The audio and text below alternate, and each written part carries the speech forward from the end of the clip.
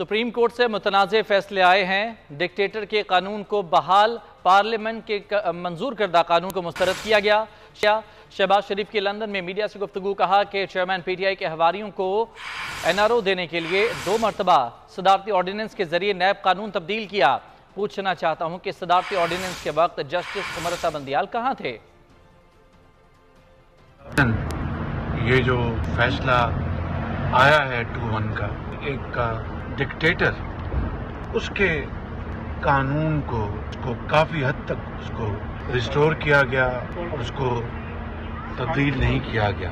میں اس کے ساتھ یہ بھی بتانا چاہتا ہوں کہ جب عمران نیازی نے 1 مرتبہ نہیں 2 مرتبہ پریزیڈنشل آرڈیننس کے ذریعے نیب کا قانون تبدیل کیا تھا اپنے حواریوں کو NOC دینے کے لیے، اس وقت جناب بندیال صاحب کہاں پر تھے؟ محترم راجہ ریاض صاحب یہاں پر تشریف لائے ہیں۔